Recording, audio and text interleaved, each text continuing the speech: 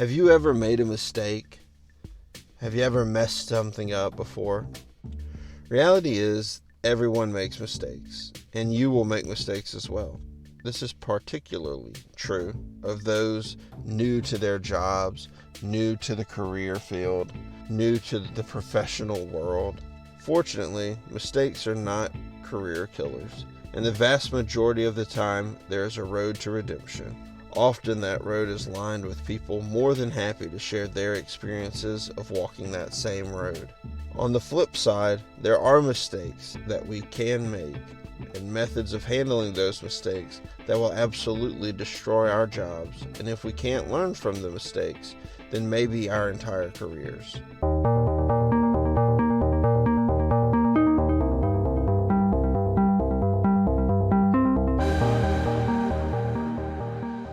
So what are these major career-killing mistakes? 1. Lying. Nobody likes a liar. And in the workplace, nobody has time for liars. Most offices and career paths will involve a team of people, a group of coworkers that all play a role in completing the work at hand. One quick way to destroy that dynamic is to lie. Whether you're lying about a mistake that you made, lying to make yourself look better, or even worse, lying to make coworkers look bad, these will all kill team cohesion. And as people find out, they will turn on you. If you're the odd man out on a team, then you likely have one foot in the grave in terms of your career. And it won't be just with your team. Those people will have conversations with leadership. Leadership will have conversations with their leaders. And it can quickly become a situation where you have this stain on you and on your career that you are a liar. And if you don't learn from that mistake when you move to another company, because you will have to move to be successful, you will make that same mistake and fall into that same category at your next job. Avoid lying at all costs. Whether that means taking ownership of a mistake, whether that means being honest about the role you played, and being honest about the role your coworkers played in various projects. Number 2, stealing credit. Closely tied to lying is stealing credit.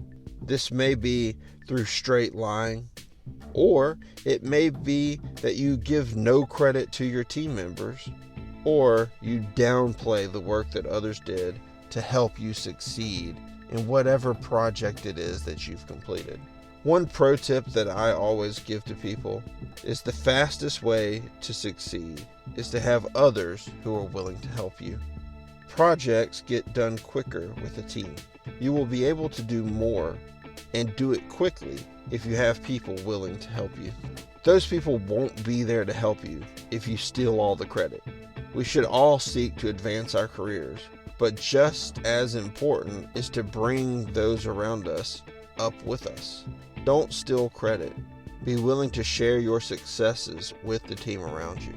And I would go so far as to say, if you have a very successful project and it's being discussed in front of the team, find ways to pull the team in with you.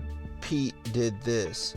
Samantha helped with this, and help build them up without anybody asking. And when that next project comes up, Pete and Samantha are going to be ready to do whatever it is that you ask of them to do, because they know as you go up, they will go up, because you're going to bring them along with you. Number 3, throwing people under the bus.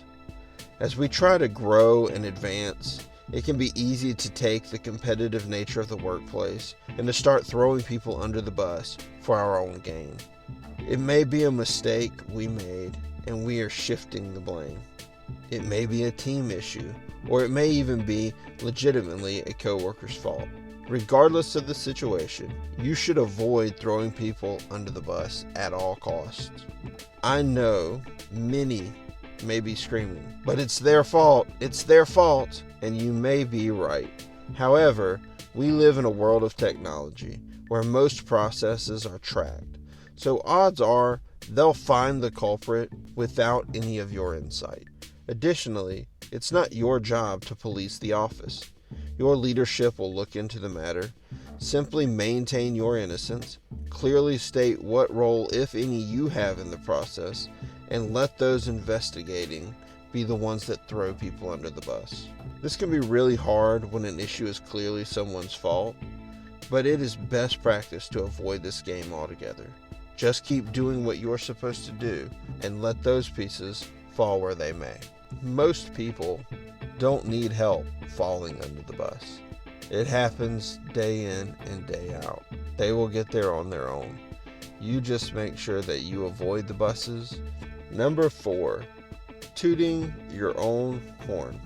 Now, the workplace can bring out competition, and at times and with certain coworkers, having a friendly banter of bragging can be fun. Whether that's processing more than them, having a competition to see who can get a certain award, various things like that. That can be a good thing, especially if you're competitive in nature and the coworker you're dealing with is the same. But generally speaking, it's humility and hard work that give you favor in the eyes of most people. The coworker that you're competitive with, it may work for them, but you'll probably want to take a more humble and honest approach with the rest of your coworkers, because generally speaking, most people don't want to be in that competitive back and forth environment.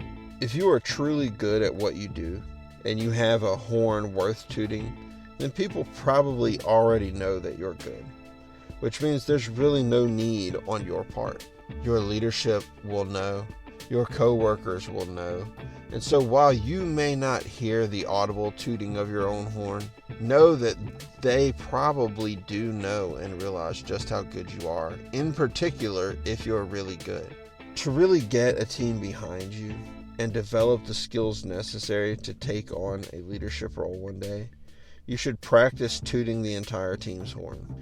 Now, we discussed this briefly earlier, but if you finish a project, make sure to call out publicly the work that others did to help you succeed. This will help people want to work with you more frequently.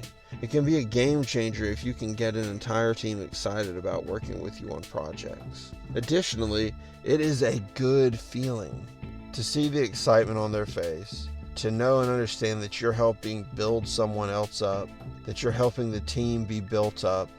It builds good relationships, and it's a good positive feeling that you should take pleasure in involving yourself in that, in the building up of other people. And then number 5, and the last one, is complaining.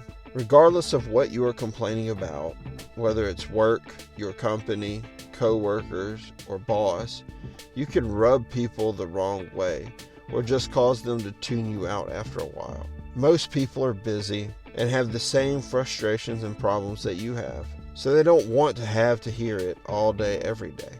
They already know. They're already frustrated about it too.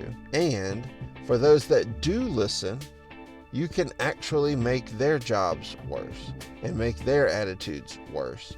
And as a team's attitude gets worse and worse, the job gets worse and worse. So your complaints create a worse job, which then feeds back to you who's in that job, and it almost becomes a self-fulfilling prophecy of, hey, this job sucks. Wow, this job does suck. See, I knew this job sucked. Not only is complaining bad for team morale, but over time, you will become the boy who cried wolf, and people will start to do one of two things. They either won't believe you, or they will just tune you out. So either they'll think, oh, he just complains all the time, or they think, you know what, he's probably true, but I'm tired of listening to this. I'm tired of hearing it, and so they just tune you out. Often, this can turn people against you because you will become a cancer to the team. Once you've reached this stage, it's likely that your attitude is now damaging the entire team, and by association, their careers, happiness, and livelihood. This will turn a crowd against you real quick. And managers, leadership, it's their job to make sure that team is functioning well, that it's cohesive, and that everybody is working together. And if you're causing a problem, you will quickly get on that radar, And either you may be terminated, or you may just be someone who's labeled as not a team player. And those promotion opportunities that come up, you will keep getting shuffled to the bottom of the stack. At the end of the day, you will make mistakes, and you may even make some of those mistakes on this list. But don't fear, they can be overcome. Take ownership and learn from your mistakes. Try to find ways to not only correct the mistake, but to avoid them in the future. These mistakes of lying, stealing credit, throwing people under the bus, tooting your own horn, and complaining are not the only mistakes, but these are the ones that will kill a career. Swallow your pride, build others up, and stay humble. If you can do these 3 things, then you will almost naturally avoid these other major mistakes that we've discussed today. If you like this content and you'd like to hear more, please subscribe and click that notification bell so that you're notified of any upcoming videos. We'll see you guys next time.